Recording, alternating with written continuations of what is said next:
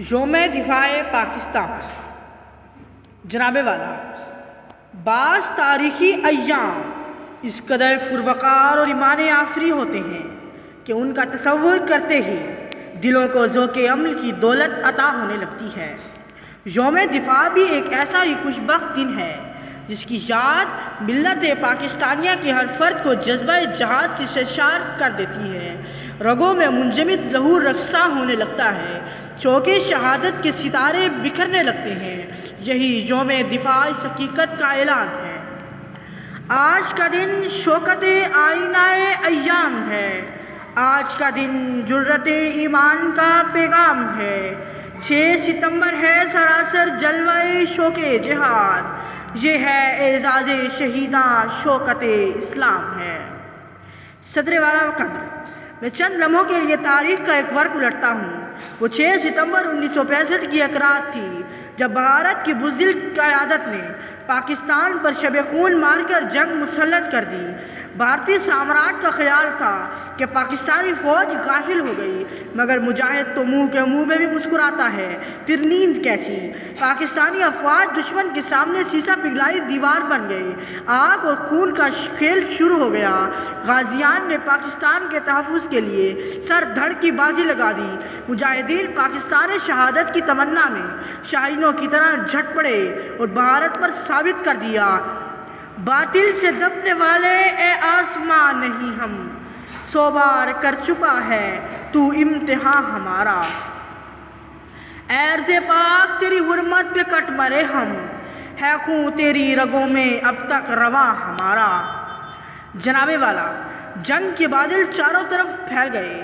لاہور، واگھا، کھیم کرن، چونڈا، اٹاری، رنکچ، قصور، سیالکوٹ، آوان شریف، جگہ جگہ پاکستان کی شیردل افواج نے بھارتی حملہ آوروں کو پیچھے ہٹنے پر مجبور کیا۔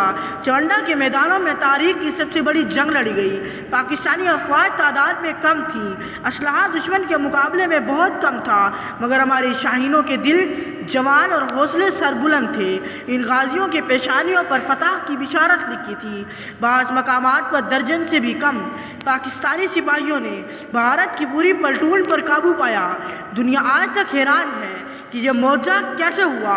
دنیا کیا جانے، اس رات کو فقط مرد مومن ہی سمجھ سکتا ہے۔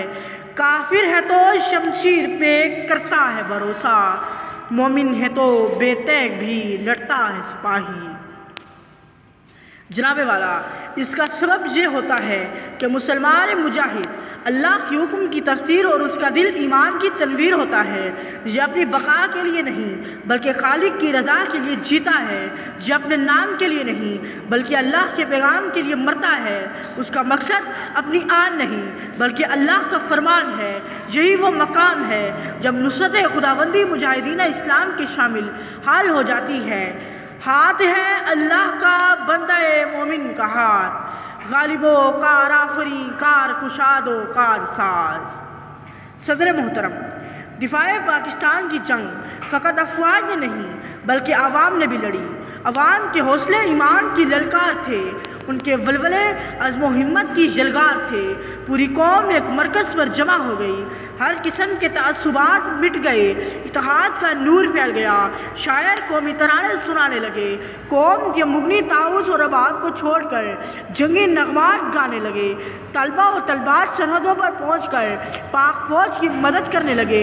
عوام کی دلیری دیکھیے، جب پاکستانی اور بھارتی طیارے آپس میں ٹکراتے تو یہ چھتوں پر چڑھ جاتے اور موت اور زندگی کا منظر یوں دیکھتے جیسے پتنگ بازی دیکھ رہے ہوں۔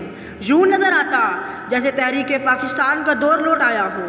اسی یوم دفاع کی حرمت کی قسم کھا کر دل پکار اٹھتا ہے۔ وطن پہ جان و مال وارنے کے جوش کی قسم ہے، غازیان سخت جانو سخت کوش کی قسم، وطن کے ہر شہید کے لب خموش کی قسم، نشان حیدر عزیز سرفروش کی قسم۔ جہاد کے لیے اٹھے تو کفر کو مٹا دیا، غرور سارے ہندیوں کا خاک میں ملا دیا۔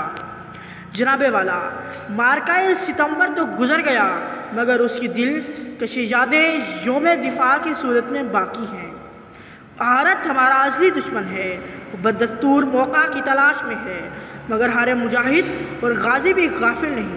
ہماری سرحدیں محفوظ ہیں مگر ہمیں نظریاتی محاذ پر ایک ہونے کی ضرورت ہے، پھر اسی اتحاد اور عزم آہن کی ضرورت ہے جو جنگ ستمبر میں ہمارا اعزاز تھا، پھر اسی ایمانی تبوتاب کی ضرورت ہے جس نے اس وقت ہمارے دلوں کو گرما دیا تھا، جو میں دفاع کے حوالے سے اس اظہار کے ساتھ اجازت چاہوں گا۔ دلوں میں اپنے جوش ہے، نظر میں کارزار ہے، بلا رہا ہے فرض ہم کو، وقت کی پکار ہے۔ شکریہ۔